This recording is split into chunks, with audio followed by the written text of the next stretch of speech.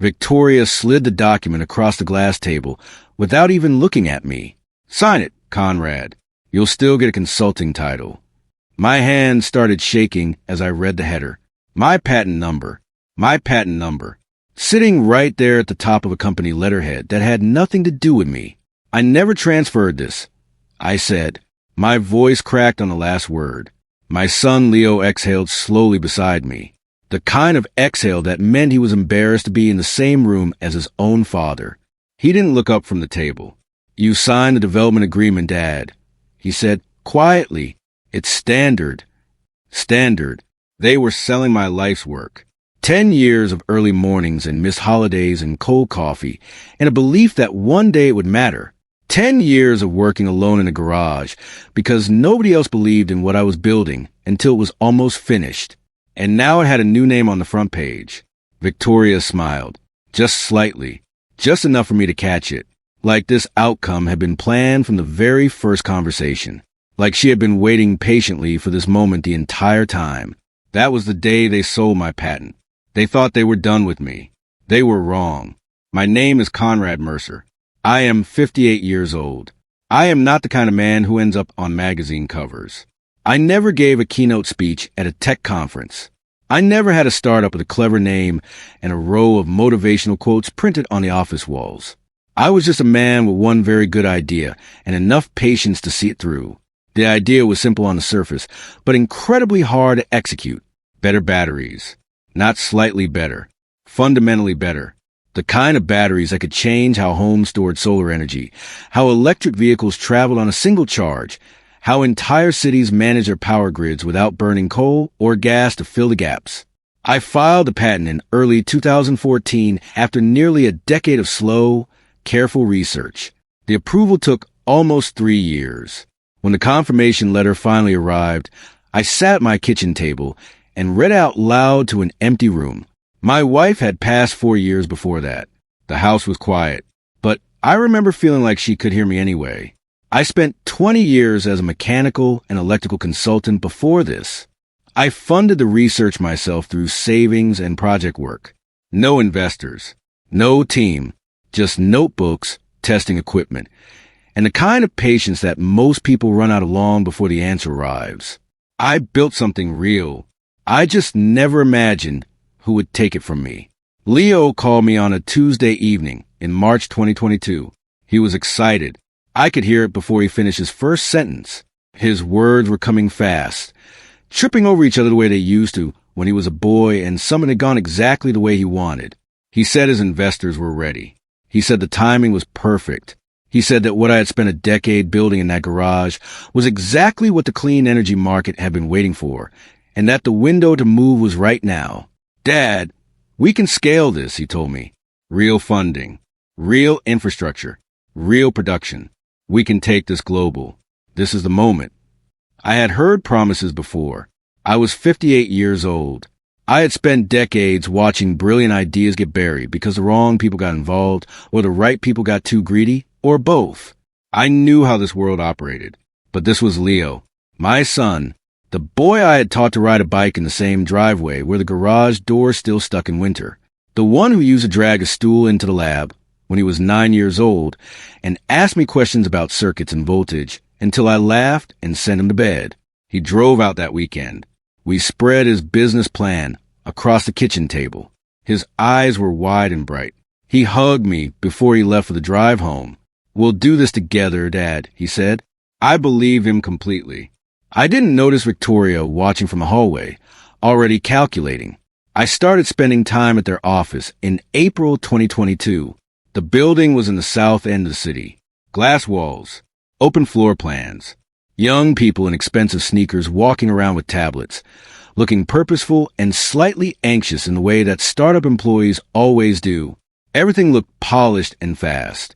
The kind of place that made you feel like something important was happening, whether it was or not.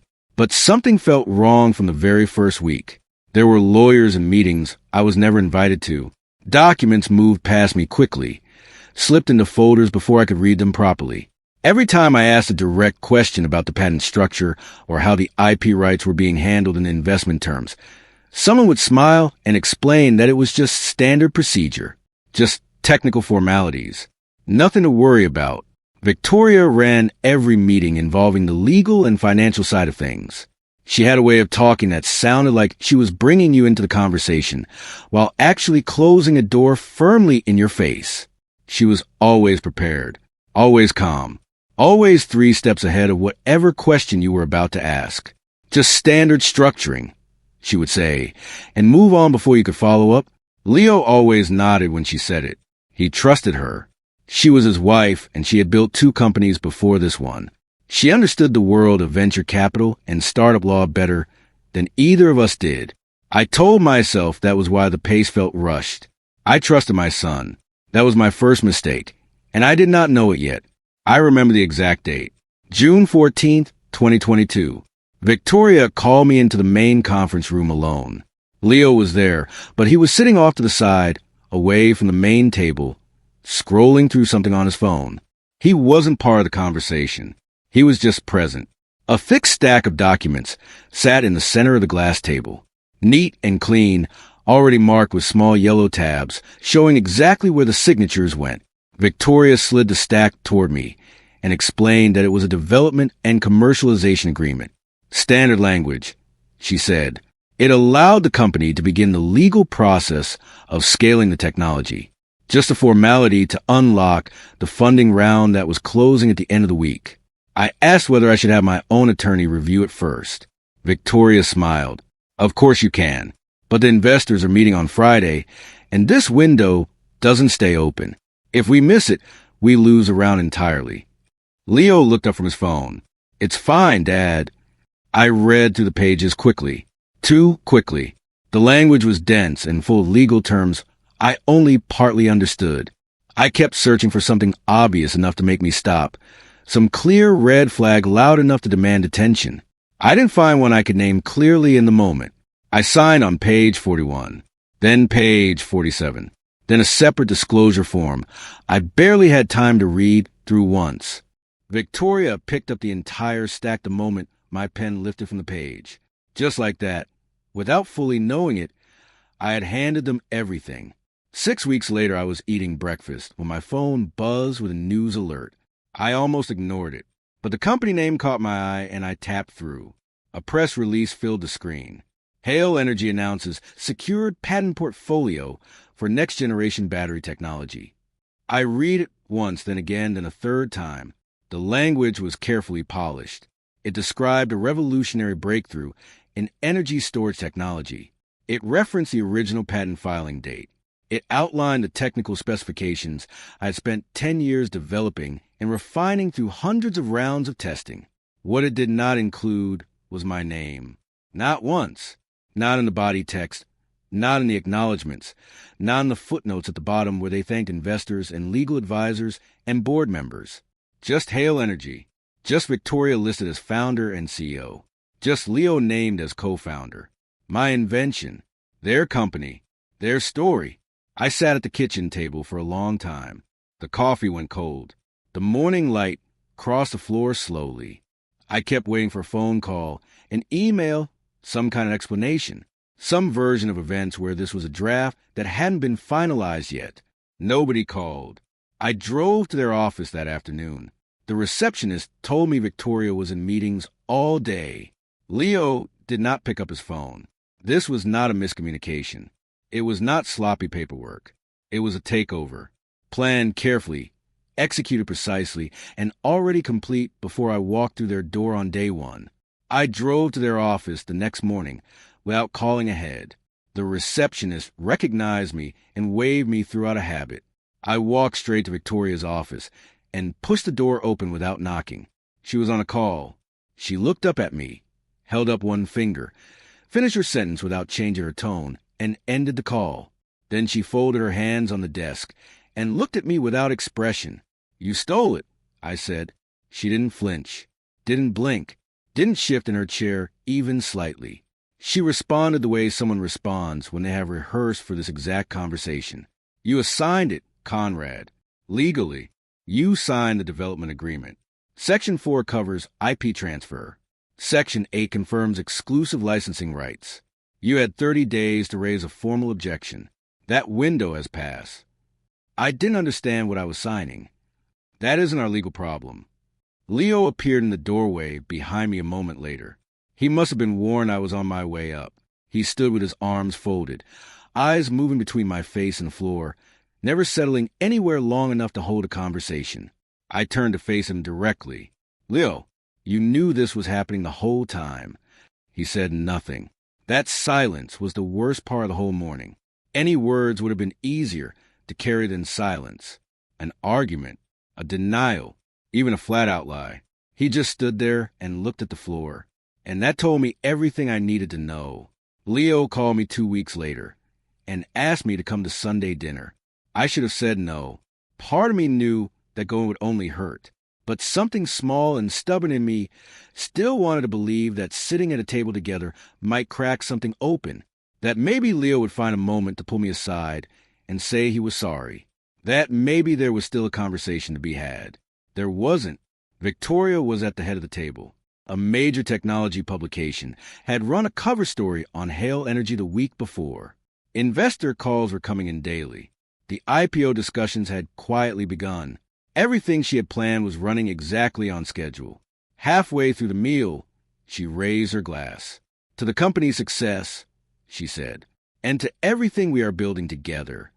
She looked at me then, just briefly, with a very small smile.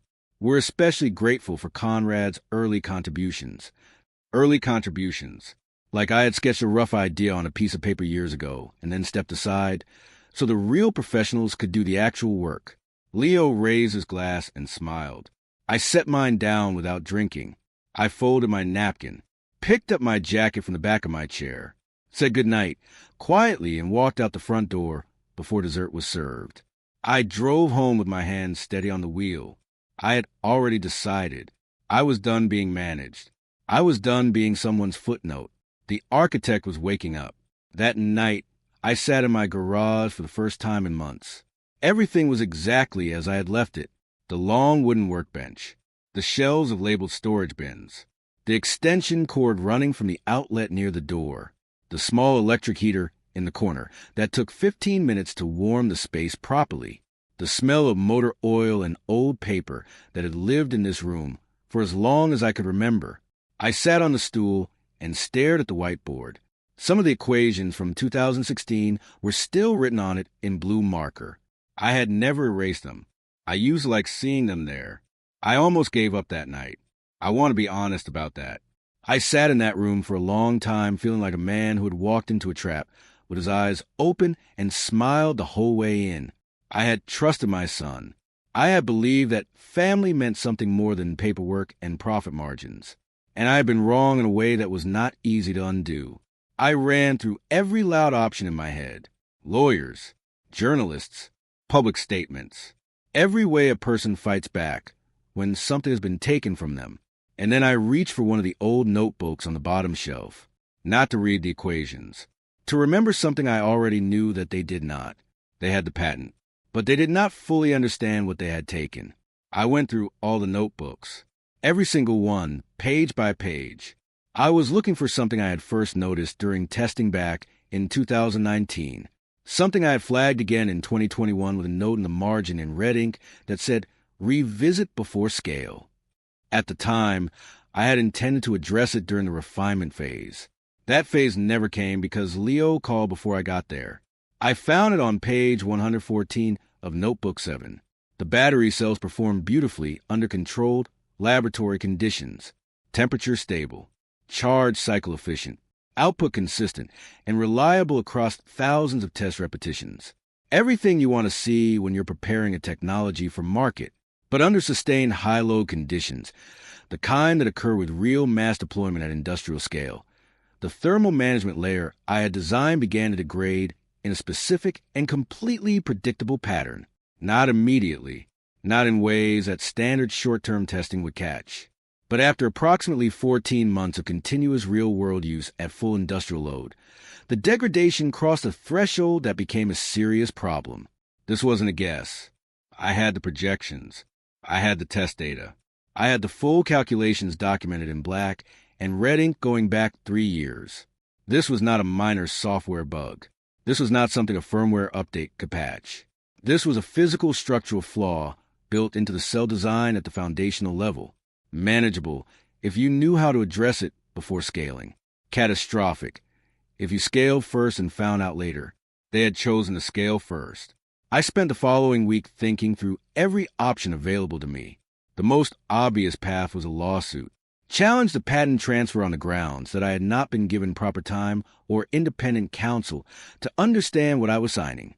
A patent attorney I spoke to briefly confirmed it was a real legal argument, not a guaranteed win, but not a weak one either. But lawsuits like this take years, 3 to 5 years before anything meaningful moves. During that entire window, Hale Energy would keep operating without disruption.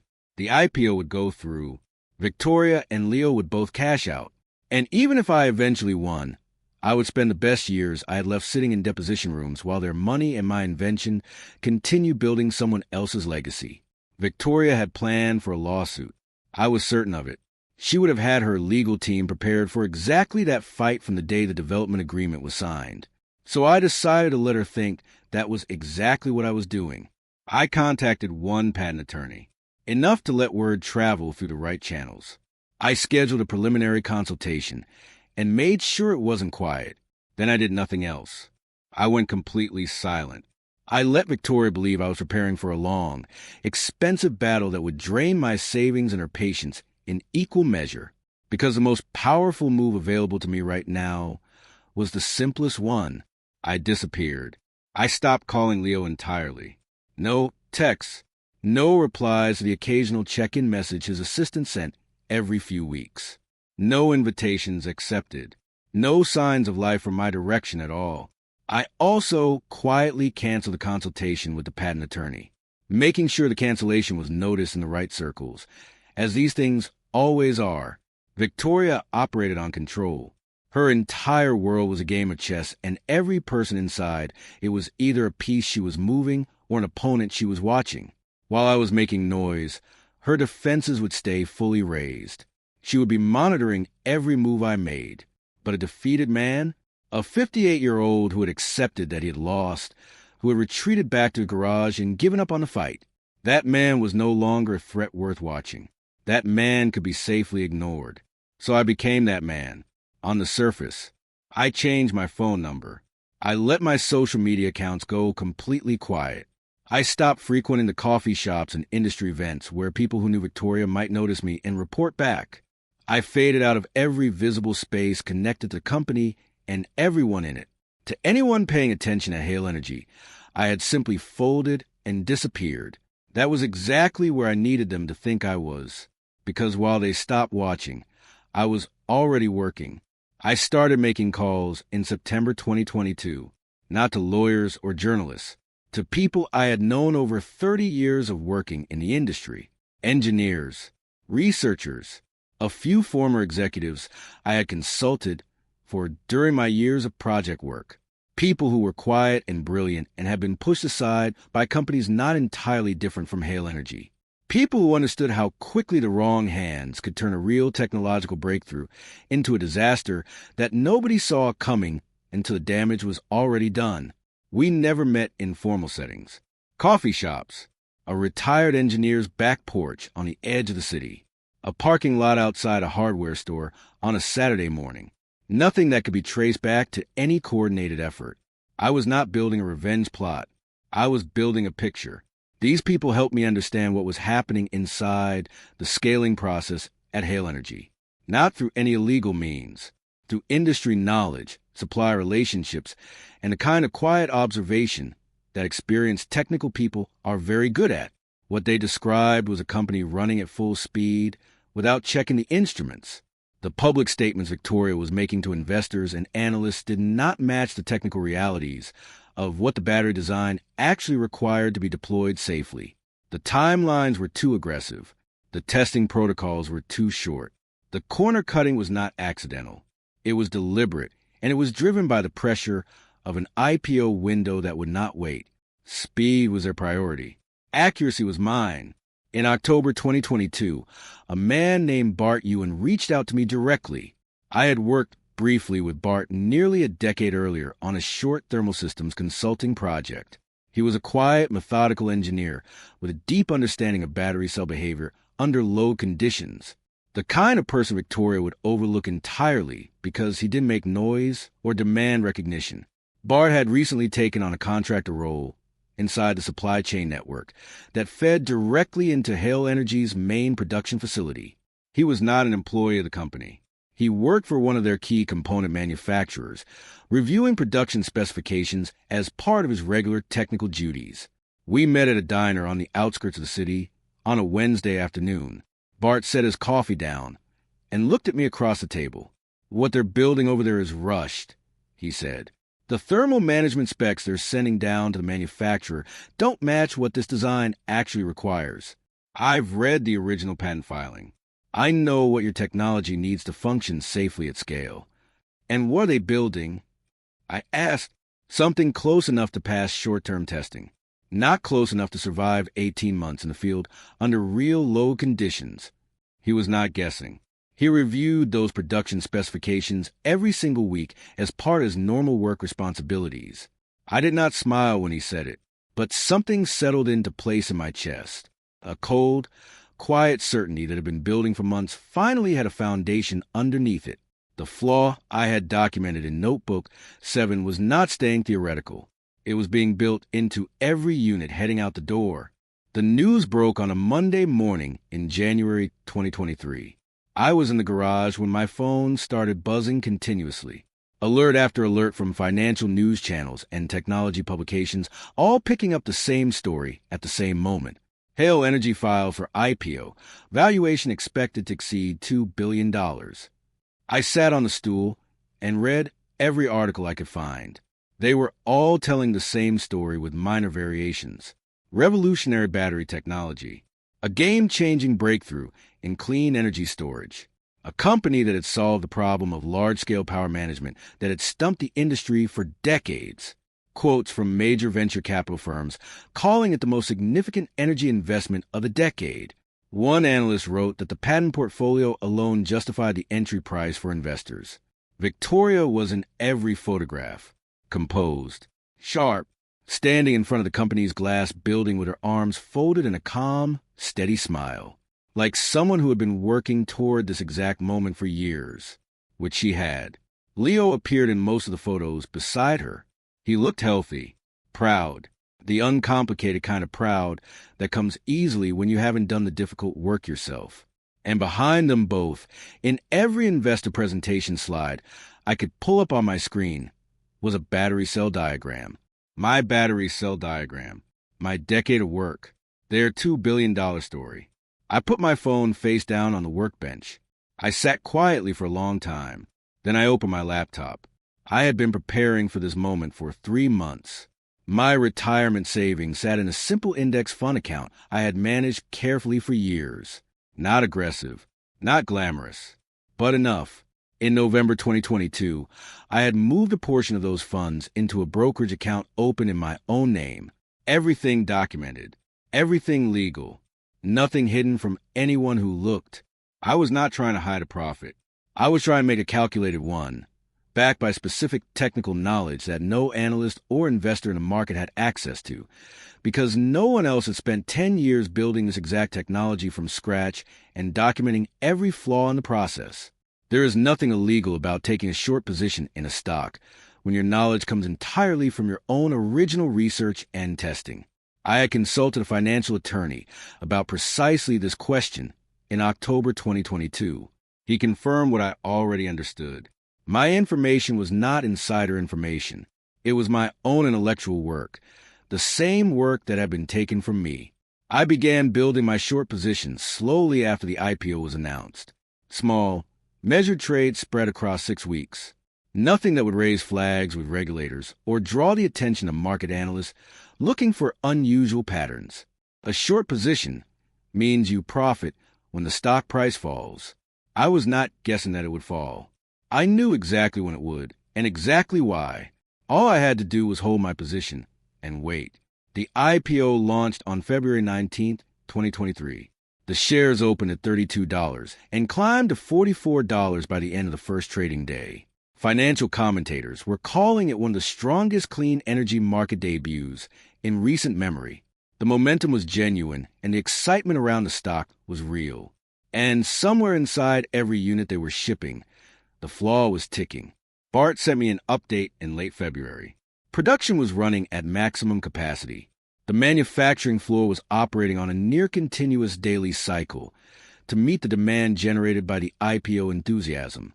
Two major utility companies had signed deployment contracts worth hundreds of millions of dollars combined. A national grid operator was in advanced contract negotiations for a deal that would have dwarfed both of the others. Nobody inside the company was slowing down long enough to review the thermal degradation data. I tracked the production numbers carefully through everything that was publicly available. Every unit shipped was a unit built on a design that would begin showing stress in the thermal management layer after approximately 14 months of sustained real-world load. The more units that went out the door, the larger the eventual failure event would be when the timeline arrived. Victoria had originally set the deployment rollout at 18 months. She was actively working to compress it to 14. She was pushing her own schedule directly into the exact window where the failures I had projected would begin appearing. The stock reached $51 per share in early March. I did not panic. I did not second-guess myself. I had the notebooks. I had the data. I had 10 years of certainty underneath me. I waited. In April 2023, I decided to give them one chance. Not for their sake. For the people who had no idea what they were getting into. The utility workers. The homeowners installing these systems in their properties. The grid operators managing infrastructure for entire regions who had signed contracts based on a technology performance promise that was going to fail them. I put together a careful technical memo. Professional, precise. No accusations and no names. Just data. The degradation projections mapped against the deployment timeline, the thermal stress modeling, the specific failure threshold, and the conditions that would trigger it. I included photocopied pages from the original testing notebooks, clearly dated, showing this had been documented years before the IPO. I passed it to Hale Energy's technical review team through a former industry colleague who had no traceable connection to me. It was submitted as an anonymous concern from within the industry. Victoria responded publicly 3 days later. A financial journalist asked her in an interview about a technical memo reportedly circulating in industry circles that raised questions about the technology's long-term performance. She smiled and dismissed it without hesitation. Outdated analysis from someone who clearly doesn't understand what we've built, she said. Our technology has been tested rigorously, and our team is world-class. We don't entertain fringe criticism at this stage of our growth. Outdated analysis. I had given them the chance. They had seen the source, guessed who had sent it, and chosen to dismiss it publicly. The rest was now simply a matter of time running out. IPO day itself was everything Victoria had designed it to be. I watched from my kitchen with the laptop open and the business news channel running in the background. They had a full morning segment dedicated to the listing. Live cameras on the exchange floor. A crowd of people in matching Hale Energy jackets cheering as the opening bell rang. Confetti falling. Champagne moving around the room. Victoria was at the center of every shot. Measured and confident. Exactly the image she had spent years carefully constructing. She gave brief remarks. Thanked her team. Thanked the investors. Talked about the enormous responsibility of building something that would change how the world managed its energy future. She did not mention the man who had actually invented the technology that the entire company was built on. Leo stood just behind her in every camera shot. He was smiling, the easy, uncomplicated smile of someone who had been handed the outcome of someone else's decade of work and decided to call it his own legacy. The stock opened strong. Analysts came on air one after another, calling it a generational investment opportunity. I turned the television off. I checked my brokerage account one time. The short position was sitting quietly in place, exactly where I'd built it. I had a specific price target in my head for her, when I would close a position and walk away. I had not changed that number since I first wrote it down in November 2022. I poured a glass of water and went back to the garage. Some things you just have to let arrive in their own time. The first reports appeared online in late March 2024. They were small and easy to miss. A thread in an engineering forum where someone described unexpected overheating in a residential battery installation in Arizona. A single post. The kind of thing that gets 3 replies and disappears into the archive without anyone paying attention. But then a second report appeared. A commercial installation in Nevada. 3 units taken offline due to abnormal thermal readings. The site manager posted about it in an industry group I had been monitoring quietly for months. Then a third. A solar farm in New Mexico. Same pattern. Hale Energy's communications team was moving fast. Every public mention got a quick, confident response. Isolated anomalies. Local installation conditions. Firmware updates incoming. But I knew this was not a firmware problem. The first major deployments had gone live in mid-January 2023.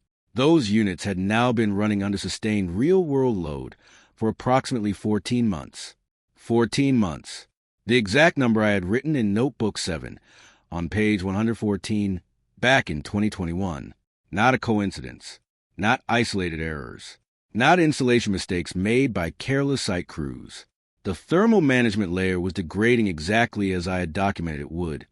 In the exact timeline I had projected, under precisely the conditions I had warned them about in a memo they called outdated. It was beginning, and there was nothing anyone inside Hale Energy's communications department could say to stop what was already in motion. May 2024, a major utility company in Texas issued a formal written notice suspending all deployment of Hale Energy battery systems at their grid sites. They cited multiple units across 3 separate locations showing abnormal thermal output data. They stated clearly that all active units would be taken offline pending a full independent technical assessment. That single notice hit the company's stock price like a physical blow. The shares dropped 11% in one trading session. Financial media picked up the story within hours. The language used to describe the company shifted overnight. Words like concerning and under scrutiny replaced the breathless enthusiasm that had dominated every previous article about Hale Energy since the IPO. The company issued a statement within 24 hours. Victoria was on a video call with analysts the following day. She was still composed and still precise, but something had changed underneath the surface. Her answers were tighter. Her language was more hedged. The confidence that had once filled every sentence now had a careful, calculated quality to it. This was not someone sharing good news. This was someone managing a developing crisis. She said the issues were being actively investigated. She said the technology was fundamentally sound. She said isolated field conditions did not reflect the actual performance of the system under proper circumstances. The second utility company pulled out of their deployment contract the following week. The third followed 5 days after that. Each announcement came wrapped in careful corporate language, but the meaning was impossible to miss. The foundation was cracking open. By June 2024, the company was in full public crisis mode.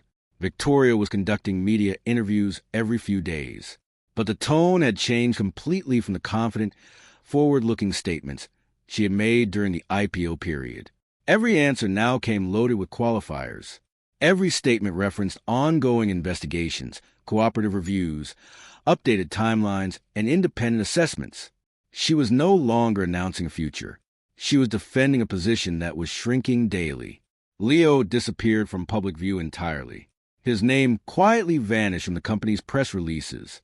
The communications team began removing old posts from the company's social media accounts. Posts that had made very specific performance claims that were now difficult to defend against the mounting field data. Analysts who had called the stock essential buying just months before began quietly lowering their recommendations. 2 major institutional investors reduced their positions without issuing public statements. A short seller research firm published a detailed report questioning whether the testing protocols used before the IPO had been adequate or honest. That report did not know about me. It did not know about the contractor agreement or the patent transfer. But it was asking the right questions, and the market was listening carefully. The stock fell from its peak of $54 per share down to $31, then to $22, then to $17 within 3 weeks. Early investors were sitting on significant losses. Board members were calling emergency sessions, and the real story had not even surfaced yet. The leak happened on July 8th, 2024. I don't know exactly who released the information.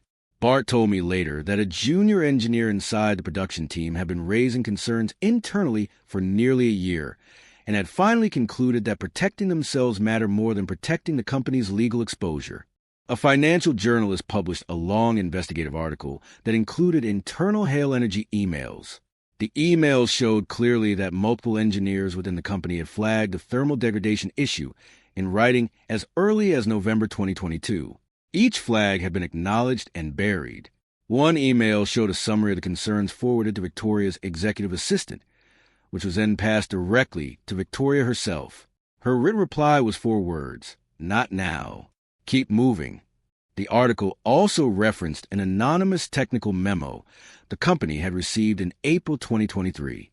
The journalist had obtained a copy and described it in the piece as highly precise, data-rich, and clearly written by someone with direct first-hand knowledge of the technology's original development.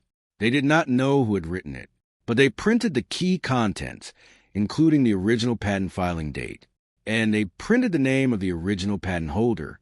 The internet did the rest within hours. By the following morning, my name was in every major financial news outlet in the country. The story had shifted from a product failure story into something far larger, a fraud story. A story about a stolen invention, an ignored warning, and a $2 billion IPO build on a foundation that the company's own founder had told them was going to fail. The fallout moved fast after that article was published. Hale Energy stock fell to $9 per share within 2 weeks, then to $4 as more details became public. The SEC announced a formal inquiry into the accuracy of the IPO disclosures, specifically whether investors had been given complete and truthful information about the known limitations of the technology at the time of filing. 3 class action lawsuits were filed within the month by investor groups. A 4th followed shortly after, targeting the patent transfer process directly and raising questions about whether the assignment had been obtained through fraud. Victoria was removed from her position as CEO by the board.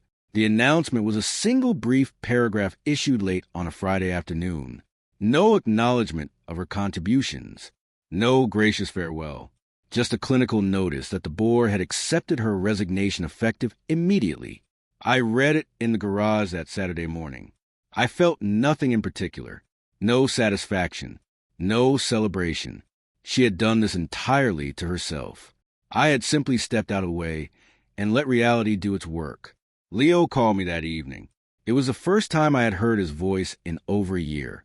He sounded younger than I remembered, smaller somehow, like the boy on the stool in the garage again, except this time he wasn't asking questions about circuits and voltage.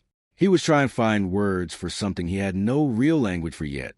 "I didn't know it would end like this," he said eventually. I held the phone and let the silence sit between us for a long moment. "I know," I said, and I let the quiet say the rest. I closed my short position on July 23rd, 2024. I will not share the exact amount. It was enough. Enough to rebuild properly. Enough to fund a new design I had already started developing. Enough to set up a legitimate consulting structure with real legal protections in place from day one, built around people who had earned the trust one was offering them. I did not seek media interviews. I declined every journalist who reached out for my side of the story. I spoke with the SEC investigators when required, answered their questions honestly and completely, and left without drama or public statements. The class action lawsuits moved through the courts without needing anything from me. The patent dispute was resolved through a separate negotiated settlement 4 months later. I will not detail the terms here, except to say they were fair. More than fair. The night after the settlement was finalized, I walked back into the garage. I turned on the small heater and sat on the stool and looked at the whiteboard. A new design was already half drawn on it in fresh blue marker. An improved version of the original technology. One that addressed the thermal management flaw correctly at the cell level, the way I had always intended before Leo called and changed the timeline. One with proper legal protections registered correctly from the very first document signed. I did not inherit a second chance. I built one out of what they left me. I was 58 years old when they took what was mine. I was 59 when I took it back. And this time I was keeping it.